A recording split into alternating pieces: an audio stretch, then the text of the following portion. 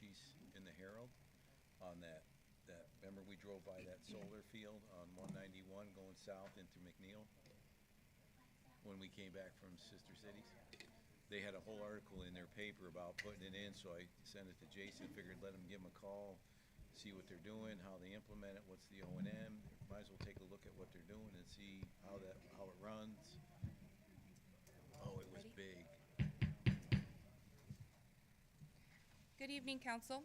Due to the Mayor and Vice Mayor being absent this evening, per City Code Section 2.04.150, Order of Business, I, the City Clerk, must call this meeting to order, and an acting mayor shall be selected to chair the meeting. At this time, I will turn the time over to our City Attorney, Bill Sims, to explain the process that will take place to appoint an acting mayor for tonight's meeting. Members of the council, B has read the correct provision from your town code. When the mayor and vice mayor are not there, she chairs the meeting so that you can take action. Your code says you have to select someone to act. You can only select someone by moving and voting in this meeting. So I would recommend that someone move that someone be elected, second, and then take a vote on it. Thank you, Bill. I will now entertain a motion to appoint someone as an acting mayor for tonight's meeting. A motion, Councilman Andazola. Do we have a second?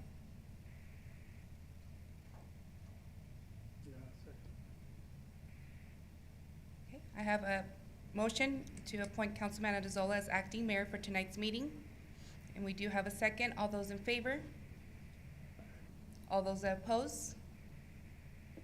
Motion passes I missed that, 2-1. Did you vote, Mr. Andazola? Oh, forgot to vote. So 3-1. Yeah. 3-1, okay. And the motion passes to appoint Councilman Andazola as acting mayor for tonight's, chair tonight's meeting. Thank you. We wanted to do the invocation and the pledge. Yes. Please rise for the Pledge of Allegiance. Will be led by Councilman Arnold Lopez. I pledge allegiance to the flag of the United States of America and to the republic for which it stands, one nation, under God, indivisible, with liberty and justice for all. Councilman Arbizo, will you please lead us in the prayer? Yes. Our dear Heavenly Father, we humbly bow our heads and thank Thee for this wonderful opportunity we get to gather here and be able to listen to the concerns of the city and be able to help the city and the citizens and employees be able to live here and love what they do and be able to enjoy each other's company. Heavenly Father, we ask You to be with us tonight as we overhear the hearings and be able to vote and be able to understand each other and be able to move forward and make this a great city. And we thank Thee and we say His name, Jesus Christ. Amen. Please be seated. Thank you, Councilman Lopez and Councilman Arbizo. Next item on the agenda is item number 5, citizens' comments on agenda items. Do we have anything, Madam Clerk? No, sir? Do we have anything for citizen comments on non-agenda items? No, sir. Next, we'll move on to item number 7, old and new business. The minutes, request for the mayor and council to review and approve September 25th, 2023 city council meeting minutes. Ms. Driver?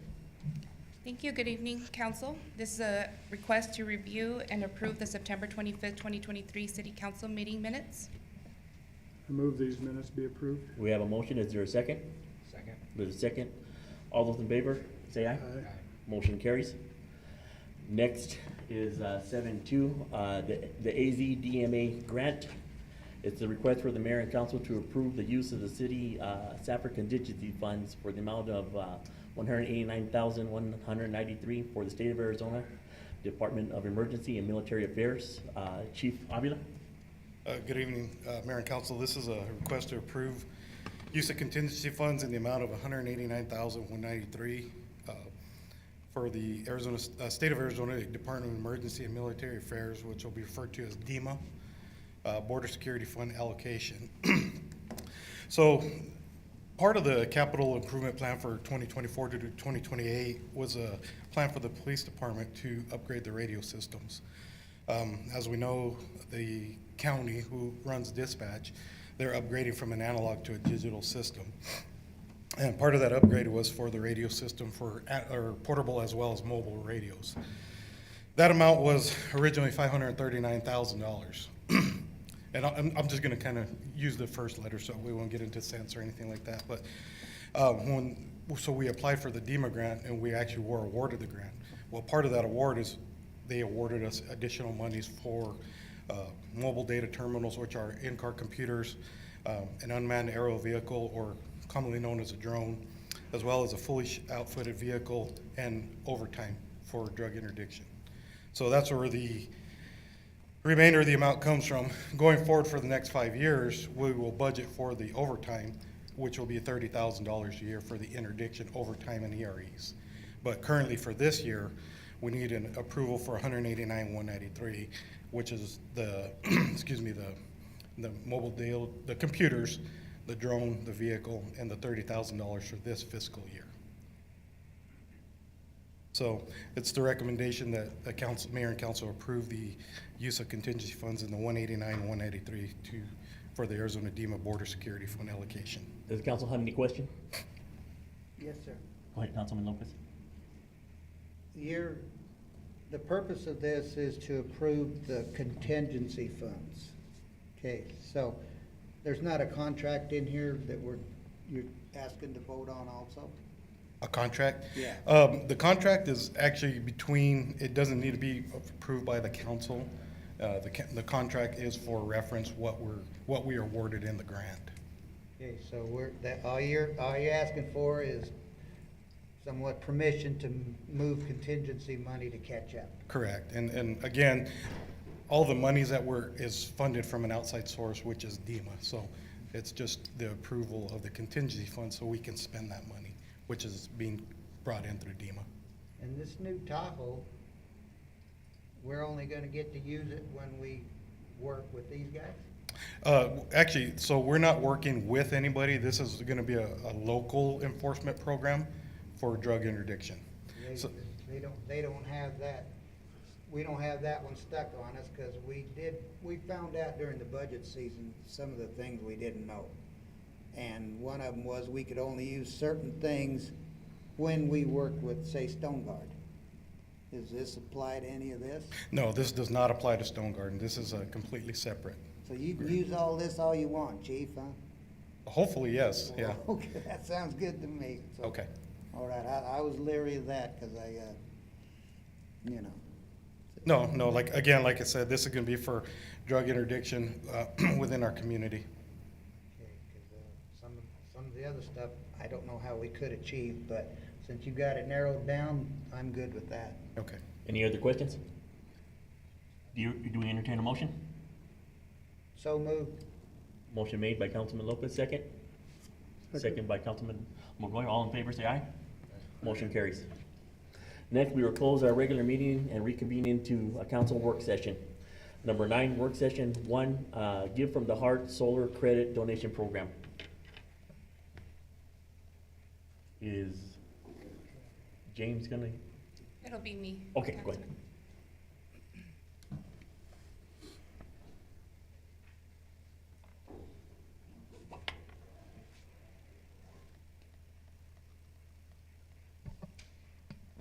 Good evening, council. This is a request for for city council to provide direction on the creation of a solar credit donation program to benefit the current Give from the Heart program. Little background is the Give from the Heart is a City of Safford program that provides utility bill assistance to qualifying residents within City of Safford. Funds for the program are obtained through hosting several fundraisers throughout the year. City of Safford fiscal year also budgets $10,000 towards Give from the Heart and donations from organizations and individuals through their utility bill. Our analysis is given that recent inquiries into the donation of solar credits from solar account holders to Give from the Heart program, the implementation and application of these process are up for review. So I'm gonna give a presentation now. It's up, Pete. Oh. Like, who casted it? Did you cast it?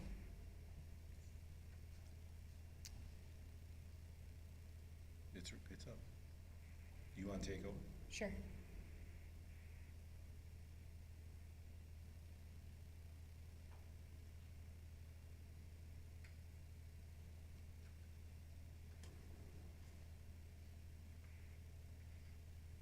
Thank you. So what is Gift from the Heart program? It's an assistance program for citizens of age 62 or above that meet an income guidelines.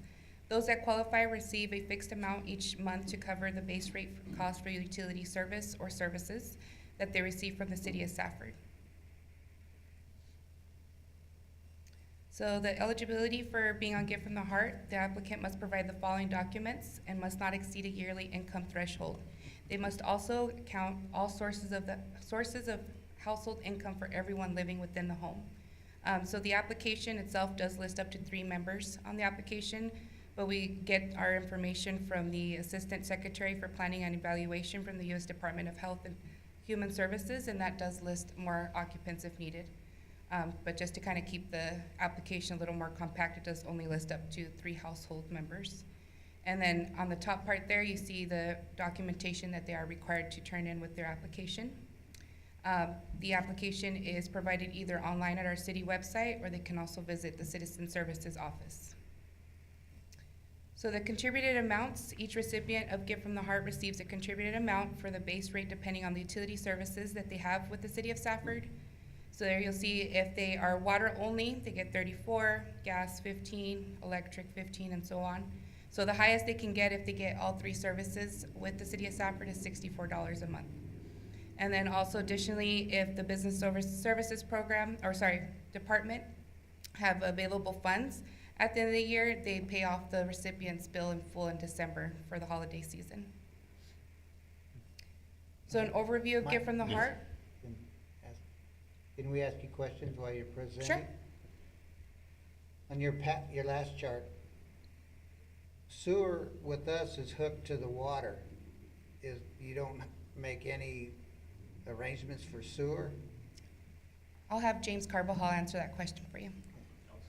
Mayor Andazola, Councilman Lopez, we don't provide additional for sewer. Previously, management came up with these numbers. We can always update these numbers to include sewer, but previous management thought, their best thought was to not include it with these amounts right here. Well, like the water only, $34, I think that's less than what they're paying for sewer. Mayor 36, Andazola, I Councilman think. Lopez, yes, it's $36 is the minimum base rate. So, could you guys look into that? We sure can. Yeah, we What could definitely be can. done about that? I mean, they're linked to an extent, so, okay. Yep, we'll make a note of it, Councilman Lopez, and see if maybe that's something we want to address for the Gift from the Heart. Okay. So an overview of Gift from the Heart, we currently have 21 recipients. There's a total of $1,001 applied to these 21 accounts every month. Along with the budget of $10,000 per year from the city of Safford, the business services team also hosts an annual hot dog sale, which is coming up on the 12th. And they also raise additional funds by selling candy bars at the Citizen Services office. They receive donation from Pepsi by having that Pepsi machine there at City Hall.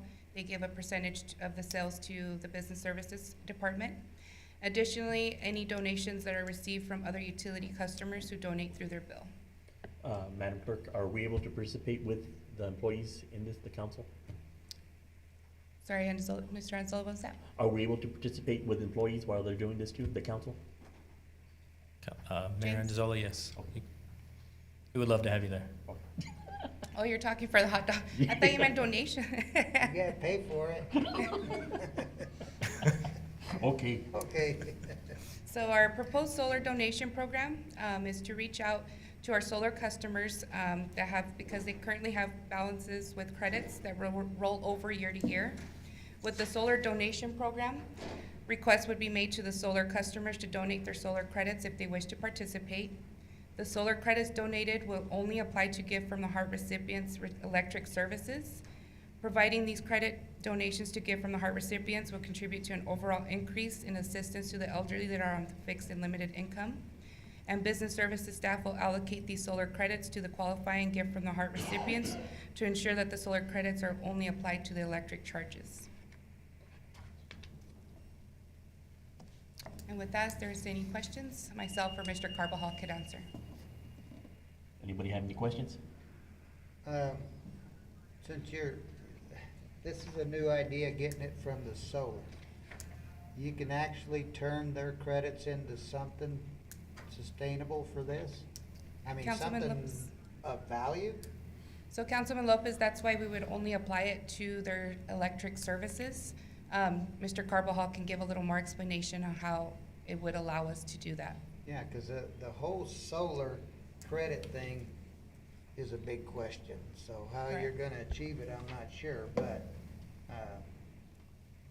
if you got a plan for it, if you have a plan for it, I'm good with it, Mr. Carbajal. Mayor Pro Tem Andazola, Councilman Lopez, we came up with the plan. We looked through our system to find ways on how we can make it work. With the system we have right now, we found a way to make it work. Previously, electric services, electric funds can only be transferred to electric funds. It has to stay in the same fund. With the process we found, we can transfer funds from solar credits and move them directly to electric funds only. That's the only way we can make it work, and we found a way to make it work. Okay, sir. Yes, Mr. Casal. Mayor Pro Tem Andazola, Councilman Lopez. So we had a request to see if we could, obviously we had a conversation not long ago in a work session setting about our solar program. Of course, a bigger picture answer to that will require us to look at the rate study for that utility. But the idea came up in the short term to at least try to come up with some way of using those funds, and was this a possibility? Took us some time to look at it. Obviously, conceptually, it's easy enough to come up with it, but it just took staff some time to go through the system and figure out how we could make sure that those donations ended up on the electric bill.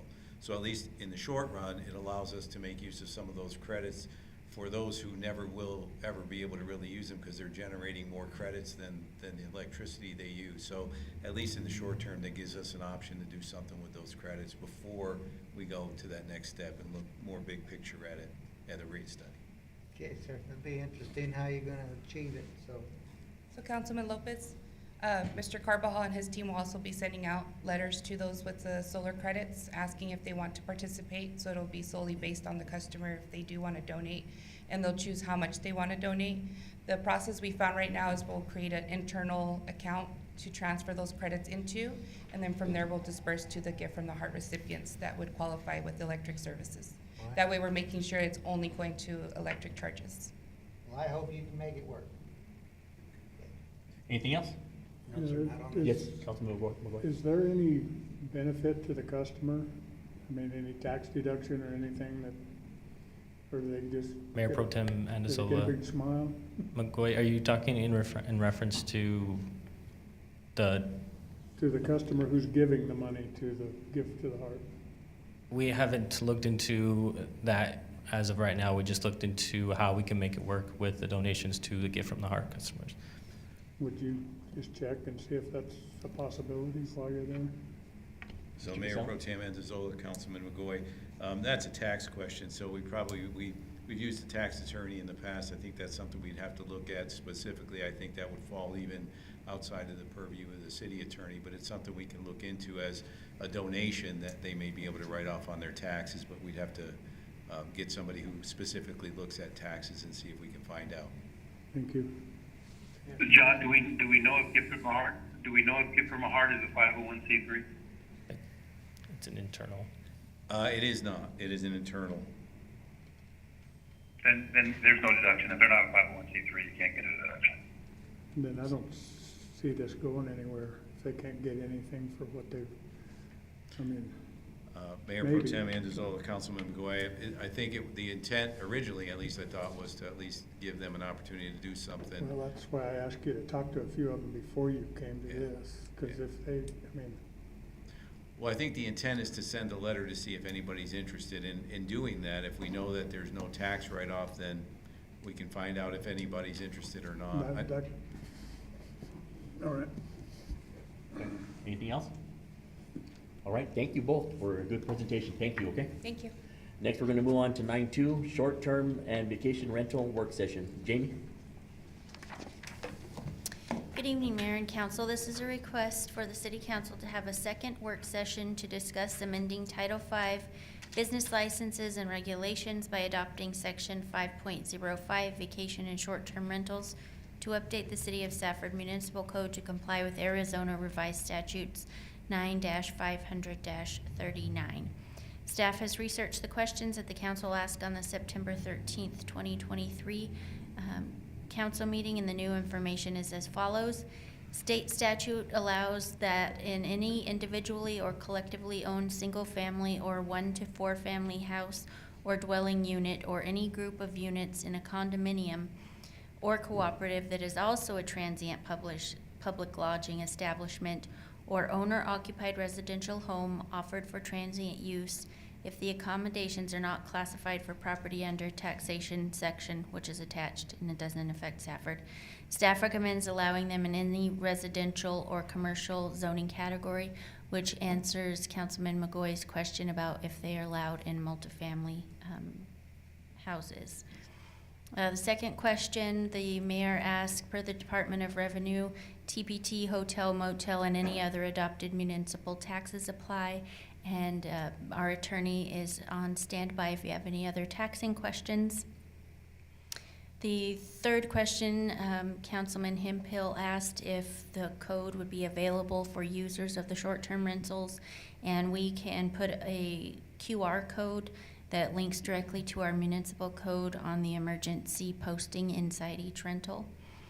And staff recommends that the standard business license fee and no additional fees, as it is administratively like any other business license.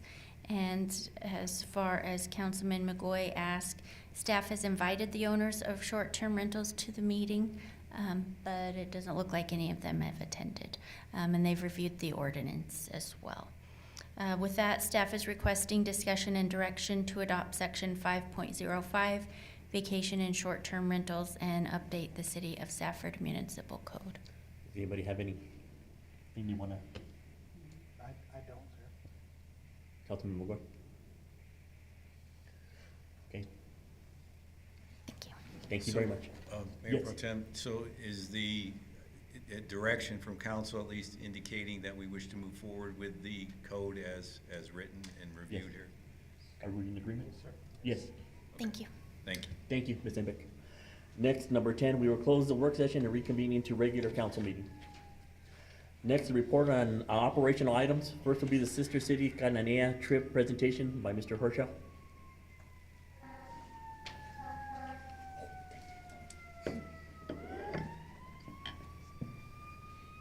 Better hurry. I might have to duck.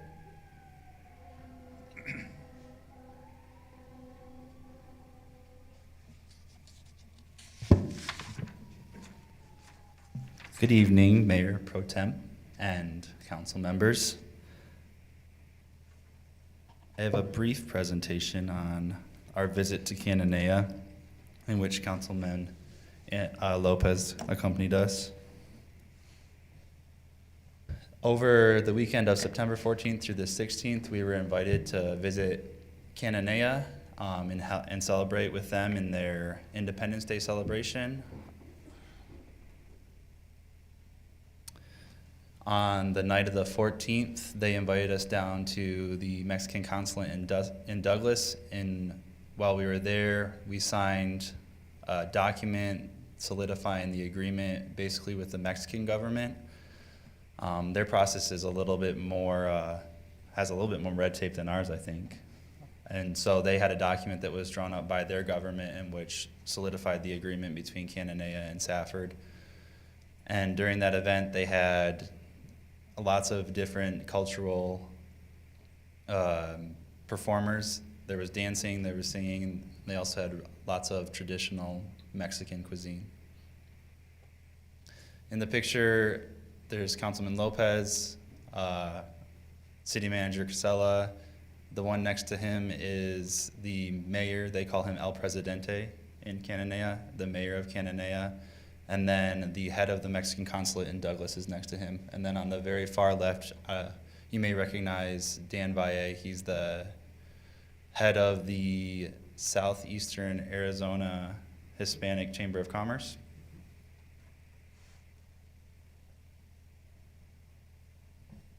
And my interpreter. And your interpreter, correct. After our stay in Douglas, we left the following morning to go to Cananea. We arrived at our hotel and we were met shortly after by the city manager of Cananea and their internal controls, head of their internal control person. His name is Sarid, and their city manager's name is Jesus. Both of them gave us a tour of the city, which started first with one of their vineyards and their winery that they have there in Cananea.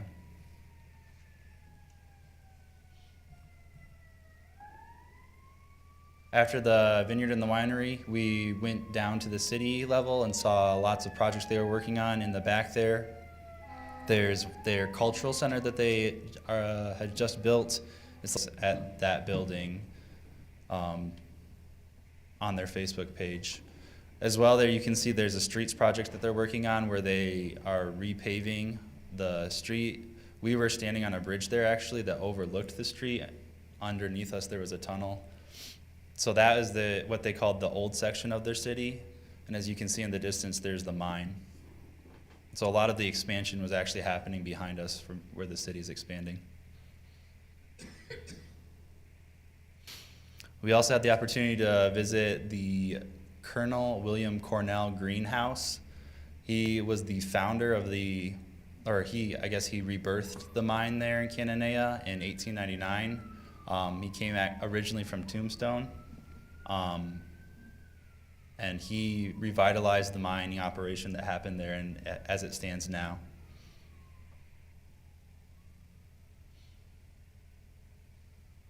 We also were able to see the mine more up close with an overlook here. A lot of their parks and a lot of the places that we visited used the old mining infrastructure and parts to create this aesthetic.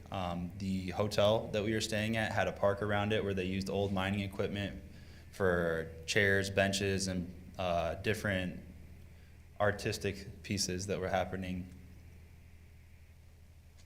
And their mine is it's a very large mine.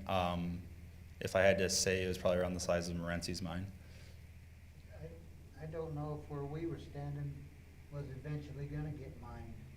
They did mention that the mine is looking at purchasing the property that we were actually standing on. There were some homes there. I can't remember the time frame on what they were looking for. I know that in the United States, the process for getting additional land for mining takes years and years and years, decades. But I don't know how their process is and if it was already underway.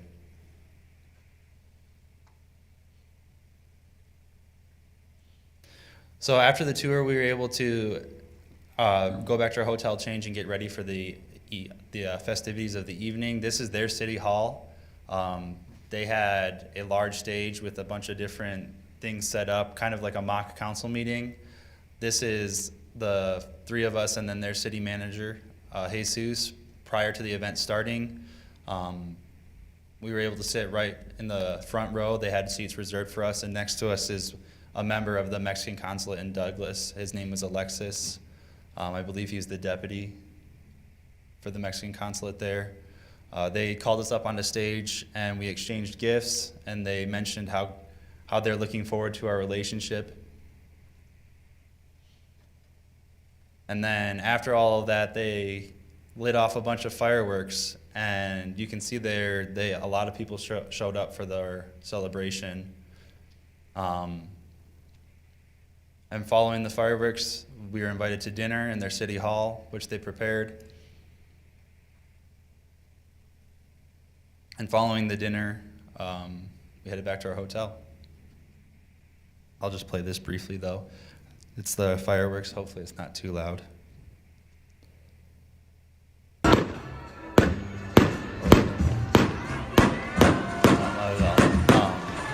So it's very similar to our Independence Day. Lots of fireworks, lots of festivities that take place during the day leading up to the event of the fireworks show. It was right over our head.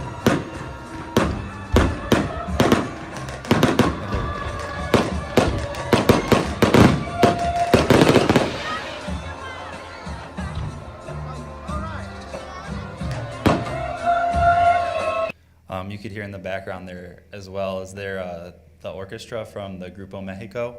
They were the group that was originally planned to perform at our Salsa Fest the following week, but because of the border security, they were only allowed to have 10 musicians come across the border, and they need at least 21 to perform.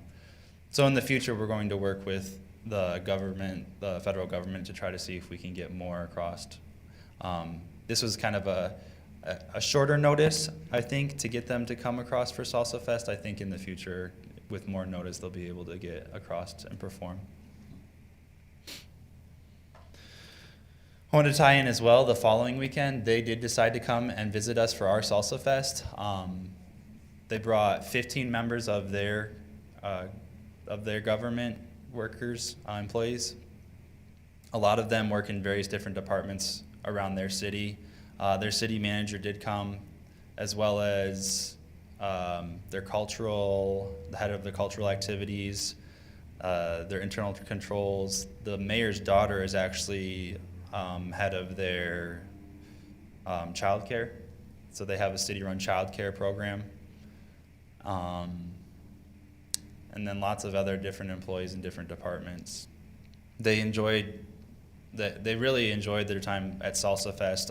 One of the things that they mentioned they were surprised about is how much Hispanic culture and Latino culture that we have here in Stafford.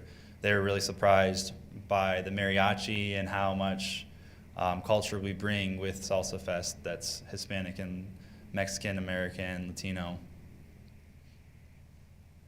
And that is all I have. Anybody have any questions or anything?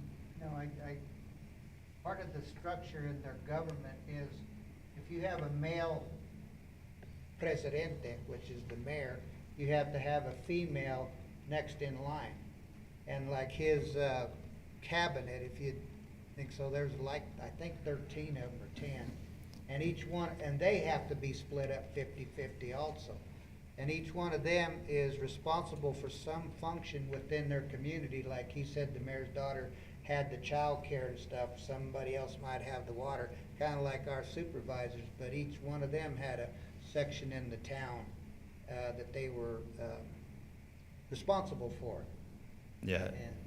And so with that point, so if a male mayor is elected, the attorney has to be female. The attorney. So the attorney is female, and then the city manager for them was male, and then all of the council members following, so they have 10 council members. 5 have to be male, 5 have to be female. And I guess I'm kind of hoping, because their elections will be at the same time frame we went there next year, and I'm hoping that not every one of them, although it looks like it, could get changed. Yeah, unfortunately, their current mayor, they have term limits, and they do 3-year terms, and this is his final term.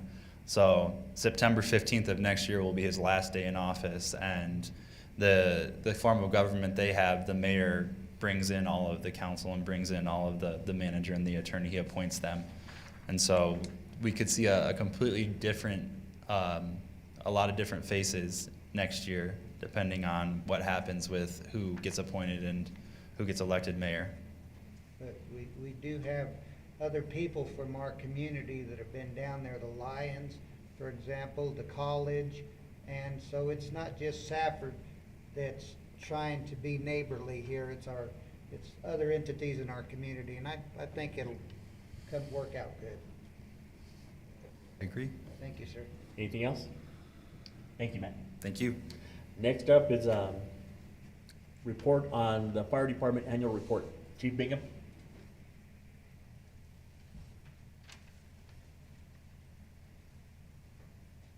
Good evening.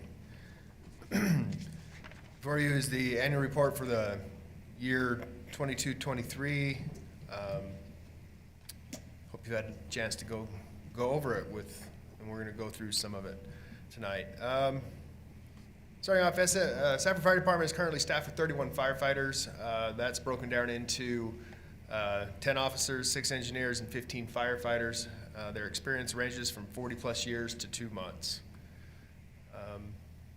Safford Fire, we have 21 members receiving pension benefits. 19 are retired and 2 are still active, with our next scheduled retirement in January of '24. All right, Safford Fire serves a population of approximately 27,000 people over 105 square mile area. That is city and district. Safford Fire Department has an ISO rating in the city of a class 04/4Y, and in a class 8B and 10 in the fire district. Our last ISO audit was done in 2017.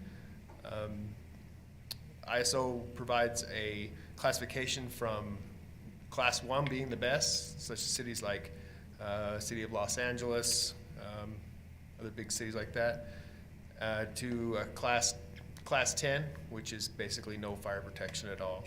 We sit rating at a 4Y, which is very good. They try to do these gradings between 7 to 10 years, and with our last grading being 2017, they should be knocking on the door pretty quick. So this rating takes place. It encompasses many facets, not just the fire department. It takes into account dispatch, the water department, and our water system. Also our planning and zoning, and of course the fire department are the biggest factors in this grading. So we've held a class 4 for approximately the early 60s. Is how long we've maintained that. All right. We have approximately 696 fire hydrants at our disposal. Those are the water department's fire hydrants. We just get the privilege of using them. The water department tries to flow test these approximately every 3 years in our area, being that we maintain the city of Safford, the fire district. We have hydrants in the fire district, and then we also provide water to the town of Thatcher. So they try to split that up when they get on that when we're overflowing our 10 million gallon tank in the wintertime. All right. Safford Fire Department budget for the year 22-23 was $889,998 with a 50-50 split between the city of Safford and the Safford Rural Fire District, for a total of each entity of $449,999. Right. Our city fires kind of broke those down into what kind of calls they were, and we're going to list them out here for you. We had gas leaks, and that is anything from a dig-in to a odor complaint to a boring, when the utility company boring into a gas line, people leaving their stove on all day and come home to a house full of gas, carbon monoxide alarms, stuff like that. So we had 38 calls in the city out of 112 total calls. We had 38 gas leak calls or gas calls, 27 false alarms or alarms. Structure related, we had 12 calls. That could be anything from a structure fire to a kitchen fire to an AC motor fan motor going out and smoking the home. Vehicle fires or MVAs, we had 12 of those. Brush fires, we had 16. Utility problems, we had 6, which is power poles, transformers, arcing, down power lines, incidences like that. And we had 1 B call in the city, which is good. I don't like B calls. No. The approximate total dollar loss to the city was extremely low this year, which is approximately about $40,000 in property loss. In the fire district, we had a total of 89 calls for service, 20 alarms, 18 gas leaks or calls for gas problems. Structure related, we had 5 calls. MVAs or vehicle fires, we had 9. Brush fires, 34. Utility problems, 1. And B call, we had 2 at the same place. The approximate total dollar loss was $550,000 in the district, and that was mainly due to 1 large structure fire east of Safford, and the home was struck by lightning and was gutted. All right, public service, these public service calls, they are outside of the city and outside of the district. They're on the long stretches of highway, between here and, I've been to almost a three-way and almost to Duncan, or south of Cuatro Sierras Road is basically where these public service calls come from. We had 3 MVAs or vehicle fires, 3 brush fires, 1 utility problem, and 1 other call. The total approximate dollar loss for that area was $25,000. All right, other notable events, Safford Fire Department held a firefighter 1 and 2 class. This is the main training that a firefighter is required to take. It's approximately 240 hours of classroom and hands-on training. We started this in January of 23 and it ran through May of 23. And this class was led by our Assistant Chief, Patrick Anderson, with instructors from the officers and members of the Safford Fire Department, Thatcher Fire Department, BLM. And participants of this class came from the local Valley Fire Departments, Safford, Thatcher, Pima, San Carlos, Morenci, and Duncan. This class was funded through a grant through the United Way. And we had 5 firefighters graduate that class from Safford. All right. Council have any other questions they'd like to ask? Anybody have any questions? Go ahead. Does anybody get charged for your services? No, they do not. They are all tax-based. Taxpayers pay our salaries, so this is a service the citizens get. Some of them are repetitive, and I'm sure that Yep. irritates you, but. Yep. So you just give them a good talking to. Yes, we do. Okay, sir, that's good enough by me. All right, anything else? Chief Bingham, thank you, and Thank you, keep up the Chief. good work. Thank you. Next on the agenda is item 12, announcement of current events. Does anybody have anything? Mr. Casella? Mayor Pro Tem, I just wanted to find out if council is willing to cancel the second meeting in November and the second meeting in December.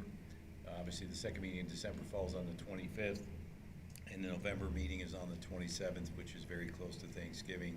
Generally, we talk about not having those 2 meetings. Is everybody okay with what? Moved. Okay? Yeah, So because I thought you were gonna have some work sessions in there too, so that. we will start having some work sessions shortly thereafter with the budget again, and they'll be on the non-council meeting Monday nights, basically. I'm good, sir. Okay, I'm good with that too. Okay, thank you. Okay, next, it's item 13, request for future agenda items. Mr. Lopez?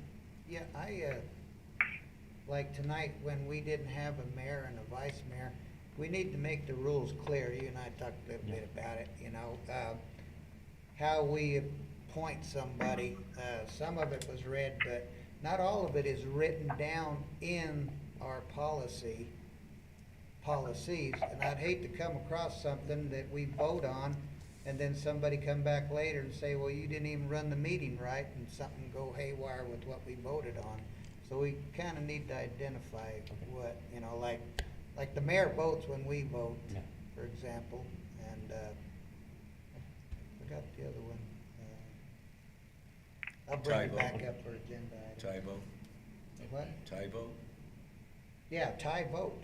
Does a tie vote really mean yes or no? It's not written down. So, Robert's rule says it's no. it says it's no. Robert's No, rule. I don't need a work session. Yes, sir. All right, 'cause but it's not in any of our policies, but Councilman Robert's Lopez? rule is. Councilman Lopez? Yes.